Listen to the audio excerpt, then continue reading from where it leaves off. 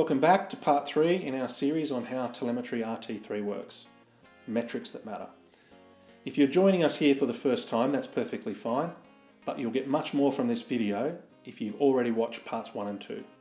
Firstly, because part 3 builds on concepts we developed in those preceding parts, but also because this video is going to deal with the unique way telemetry approaches and deals with pipeline metrics and measures. And those 2 previous videos contain some of the things we're going to be measuring. In parts 1 and 2, we talked about different aspects of the wickedly complex nature of today's systems of producing revenue. Part 1 was about the 6 interconnecting systems that need to come together in order to produce revenue effectively and consistently. And part 2 talked about how quickly pipelines multiply and how our traditional pipeline metaphor hides a lot of the resulting complexity. Okay, without further ado, for those who are staying with us, metrics that matter. Anyone who's been around sales understands what this is. It's a pipeline or a funnel.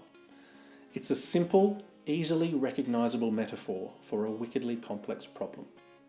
The problem of turning demand into revenue, into cash. Our problem with this vision is that we've never seen a real pipeline that looked anything like this.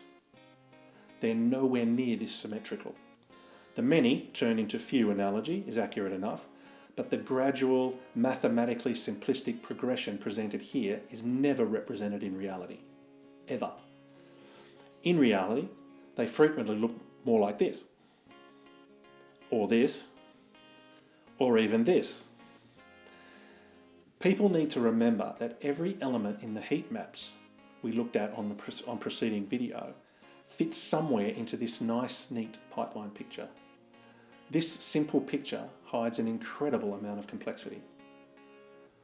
A lot of things get measured inside pipelines, but in our experience, the things that matter most don't get measured. Or if they do, they don't get measured very well. Albert Einstein once said, "Not everything that can be counted counts, and not everything that counts gets counted." I'm pretty sure he wasn't thinking about sales, but those words are so true when it comes to so-called sales analytics and measurement. The first thing that doesn't get measured properly is conversion or progression. How many suspects, prospects, leads, opportunities, choose your term, we prefer buyers. How many buyers progress from stage to stage in the pipeline? The pipeline is actually, at its essence, a simplistic representation of the progression of prospective buyers along a path from not wanting anything, in fact, from wanting to be left alone, to the emotional and physical act of purchasing something. In this simplistic pipeline, 50% of buyers convert at the first stage to the second, then 30% progress to the third, 50% of those to the fourth, and so on. Ultimately, all the progression percentages multiplied together give us, in this case, an end-to-end pipeline rate of 3.8%. The first critical element in the equation is measuring buyer progression through their buyer's journey, not through our sales process. It's a subtle but a super important distinction. The second critical element are the stage conversion metrics from one end of the pipeline, where the marketing process begins, to the other end, where the sale concludes. Try and get that from your CRM, especially when it doesn't even do the first half of the process, the marketing part. So, in our hypothetical example, 100 raw leads have become 50 prospects, have become 15 opportunities, have become 8 offers, have become 4 sales. This is a highly simplified hypothetical model. No pipeline we've ever seen looks this neat and tidy. Conversion is critically important because if you want to improve the throughput of your sales process, one of the biggest and most direct levers to pull is the conversion lever. Increase each of those conversion percentages by just 1% and your sales output goes up by 10% without touching your sales price. Conversion is also the first critical risk factor. A decline in conversion at key pipeline stages is a warning of declining pipeline performance and, more importantly, of diminished output in the future. Those buyers that progress take time to do so. In other words, they have velocities. And every individual buyer is moving at their own velocity. At the highest level of abstraction, again for the purposes of simplicity, it takes 40 days on average for the 100 to move through stage 1, another 30 days for those that survive stage 1 to get through stage 2, and so on and so forth. Ultimately, the average sales cycle through this pipeline is 130 days long. Velocity is the second critical lever. It tells us when sales are going to land in the future. Slowing velocity is usually the first warning sign of problems in the pipeline, even before conversion. What happens to the buyers who don't progress? Where do they go? Well, they leak from the system. For years, people have referred to the sales pipeline or funnel, when in actual fact it's a sieve, a pretty leaky one too. Of the first 100 prospects, 50 fail to progress to the first stage, which might be awareness. The company's marketing can't get those 50 buyers aware, and so they leak out. Of the 50 that do progress, 70% leak out at the next point, so another 35 buyers exit the process. So there are now 85 outside and 15 left inside. The simple fact is that more potential buyers are outside the pipeline than are in it. And so on for the remaining stages until 96 have leaked out and 4 remain. The concept of recycling is the third critical aspect because we need to recycle that leakage. Track those buyers who leak out and re-inject them back in at the appropriate place. Sometimes it'll involve taking them all the way back to the start. Other times they can restart somewhere else. The very best salespeople have always understood the power of recycling.